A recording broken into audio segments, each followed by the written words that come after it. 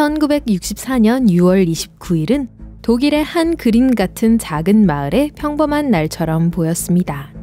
주민들은 교회에 모여 있었어요. 강력한 폭풍이 이 지역을 강타할 것이라는 사실은 거의 알지 못했죠. 그것은 평범한 폭풍이 아니라 점점 더 가까이 다가오는 강력하고 소용돌이치는 토네이도였습니다. 처음에는 참나무와 너도밤나무 같은 나무를 뿌리째 뽑을 수 있을 정도로 강한 F2 등급이었어요. 하지만 시간이 지날수록 토네이도는 점점 커지고 더 강력해졌습니다. 심지어 지나가던 아이 둘을 집어 호수에 던져버리기까지 했어요. 호수의 수위가 상승했다가 빠르게 후퇴하는 일도 일어났습니다. 호수를 뒤로하고 토네이도는 한 집을 강타해서 지붕을 뜯어내고 벽을 무너뜨렸어요. 그 후 방향을 바꾸어 동북 동쪽으로 향하면서 강도를 F3 수준으로 높였습니다. 이때 루진 호수 해안을 따라 쌍둥이 또는 위성 물보라가 토네이도와 합쳐지는 흥미로운 일이 벌어졌어요. 마치 두 개의 토네이도가 합쳐지는 것 같았어요. 토네이도는 점점 더 커지고 강해져서 외로운 떡갈나무를 꺾고 뿌리째 뽑아 공중으로 35m나 날려버렸어요. 농작물, 풀, 심지어 표토까지 제거해서 황량한 풍경을 남겼습니다. 당시 사람들은 토네이도를 예측할 수 있는 기기는커녕 글을 읽거나 쓰는 것조차 제대로 할 수 없었습니다. 이 토네이도는 너무 강해서 집과 헛간을 파괴하고 심지어 나무를 뿌리째 뽑아버렸어요. 정말 끔찍한 광경이었죠. 하지만 사람들이 있던 교회에는 특별한 무언가가 있었습니다. 교회는 튼튼한 돌담으로 둘러싸여 있었기 때문에 밖은 모두 파괴되었지만 안은 안전했어요. 그들은 나중에야 자신들이 얼마나 운이 좋았는지 깨달았습니다. 시속 480km가 넘는 바람은 막을 수 없었어요. 토네이도는 30km의 거리를 이동해서 최대 폭이 1km까지 확장됐어요.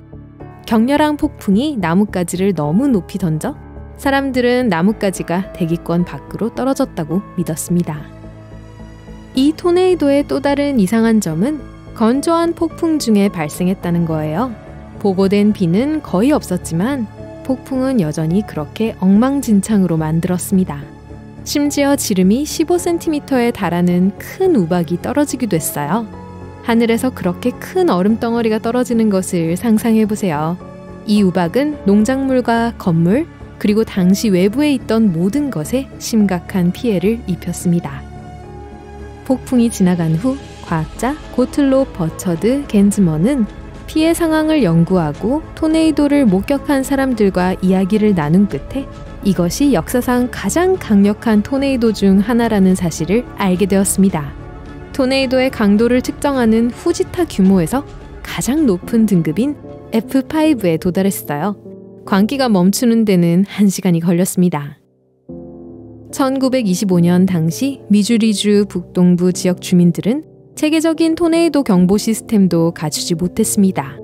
그러던 어느 날 이른 오후 그 지역에서 토네이도가 형성되는 것을 보고 주민들은 깜짝 놀랐어요. 처음에는 작은 토네이도가 잠시 지면에서 떠오르는 정도였습니다. 하지만 시간이 지나면서 토네이도는 거대한 괴물로 성장하기 시작했어요. 한편 일리노이주 웨스트 프랭크포트에서는 일부 광부들이 지표면 아래 약 152m 지하 깊은 곳에서 작업을 하고 있었습니다. 갑자기 전기가 끊기자 광부들은 뭔가 잘못됐다는 것을 알았죠. 광부들은 재빨리 갱도를 타고 지상으로 올라가기 시작했습니다. 마침내 지상으로 올라왔을 때 그들은 거대한 토네이도의 파괴적인 결과 때문에 끔찍한 충격을 받았습니다. 토네이도는 거기서 멈추지 않았어요. 먼 거리를 이동하면서 계속 엉망진창으로 만들었습니다. 미주리주 레드포드 근처에서 인디애나주 프린스턴 동쪽까지 무려 352km나 되는 거리를 휩쓸고 지나갔어요. 시속 117km의 엄청난 속도로 이동했습니다. 한 마을에서는 토네이도로 인해 마을의 100개 블록이 사라지고 70개 블록은 화재로 인해 소실됐어요. 또 다른 마을에서는 건물이 하나도 남지 않았습니다.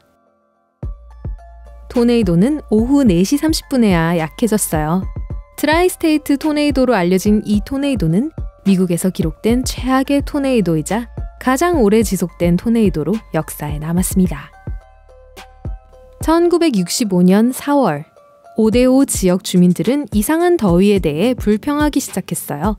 일기예보에 따르면 그 지역에는 폭풍우가 없을 것으로 예상됐는데요. 미국 중서부 지역을 휩쓸고 있는 뇌우 때문이었습니다. 이 폭풍은 미친 듯이 강력해서 단 12시간 만에 51개의 토네이도를 만들어냈어요. 특히 인디애나주, 오하이오주, 미시간주가 큰 피해를 입었습니다. 이 시기에 불행한 일이 일어났어요. 미주리주 캔자스시티의 예보팀은 이 모든 상황에 당황했습니다.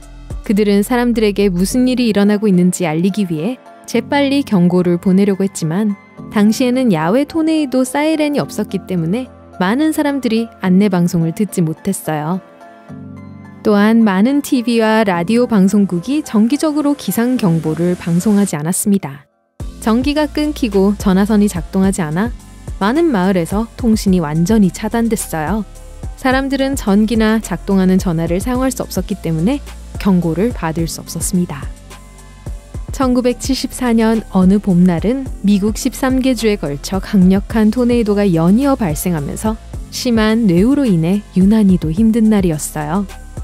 이 토네이도는 16시간 동안 지속됐는데 약한 0등급부터 가장 강력하고 파괴적인 5등급까지 다양했습니다.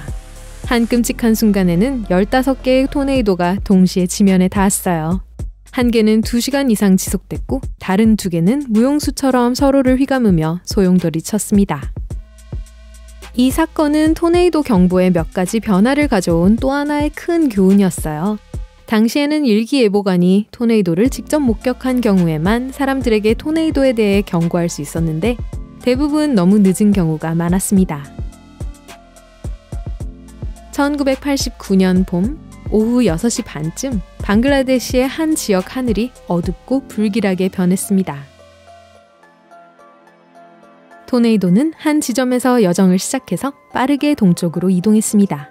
이 지역에 사는 사람들은 이미 극심한 가뭄에 시달리고 있었는데 더 심각한 상황이 닥칠 줄은 꿈에도 몰랐죠. 폭풍의 길이는 약 16km, 폭은 1.6km에 달할 정도로 거세게 몰아쳤습니다. 비교적 작은 면적에서 발생했지만 막대한 피해를 입혔습니다. 강풍은 땅을 찢고 건물과 수년간 뿌리를 내린 수천 그루의 나무 그리고 그 경로에 있는 모든 것을 날려버렸어요. 시칠리아 서부의 마르살라 시골은 정말 아름다운 곳이지만 1851년 12월 8일에는 그다지 아름답지 않았습니다. 2개의 사나운 토네이도가 갑자기 땅을 휩쓸고 지나가면서 혼란만 남았죠.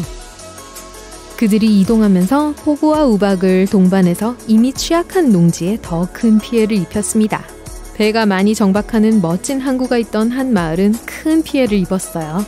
이 끔찍한 사건에 대한 소식은 멀리까지 전해져 일러스트레이티드 런던 뉴스에까지 실렸습니다. 24년 전 오클라호마에서 발생한 산불도 만만치 않았습니다. 단 하루의 폭풍으로 텍사스에서 사우스 다코타까지 막대한 피해가 발생했어요. 최소 45개의 토네이도가 상륙했고 오클라호마는 F5 토네이도로 가장 큰 피해를 입었습니다. 처음에는 작은 돌풍처럼 보였던 토네이도가 어느 순간 폭이 1.6km에 달하는 거대한 세력으로 성장한 건 익숙한 이야기처럼 보였어요. 이 녀석은 도로에서 아스팔트를 뜯어내어 깨지기 쉬운 종이처럼 여러 겹으로 벗겨냈습니다. 초목을 찢어버리고 심지어 전선 주위의 지붕재를 감싸기도 했어요. 나사 과학자들은 인공위성을 이용해 이 지역을 연구했습니다. 토네이도로 인해 진흙투성이의 황량한 땅만 남은 이 지역에서 초목이 완전히 다시 자라려면 10년에서 20년이 걸릴 것이라는 사실을 깨달았죠. 오클라호마는 토네이도에 관해서는 꽤나 불행한 위치에 있습니다. 1947년을 예로 들어보겠습니다. 우드워드 토네이도는 토네이도가 강타한 도시의 이름을 따서 명명됐어요. 이 괴물 같은 토네이도는 폭이 13km에 달할 정도로 거대했으며 시속 80km의 놀라운 속도로 전진했습니다. 토네이도는 우드워드에 도달하기 전에 이미 경로를 따라 다른 마을에 많은 피해를 입혔어요. 하지만 토네이도가 최악의 위력을 발휘한 곳은 우드워드였습니다. 토네이도는 아무런 경고도 없이 저녁 8시 42분에 도시를 강타해서 주민들을 놀라게 했어요. 외부와의 통신이 단절되면서 가족들은 사랑하는 사람들의 운명을 알 수 없게 되었습니다. 토네이도 한 번으로 충분하지 않다는 듯이 일부 지역에서는 토네이도가 연달아 발생했습니다. 1918년 미국 동부를 휩쓴 토네이도가 발생했습니다. 텍사스에서 조지아까지 그리고 오클라호마에서 테네시까지 북쪽으로 최소 34개의 토네이도가 상륙했어요. 자연은 자비를 베풀지 않았고 건물은 산산조각이 났으며 번성했던 거리는 폐허로 변했습니다. 후지타 척도는 바람의 속도와 파괴의 양 이 두 가지를 기준으로 토네이도의 강도를 측정합니다. F5 토네이도는 가장 강력하고 파괴적인 토네이도예요.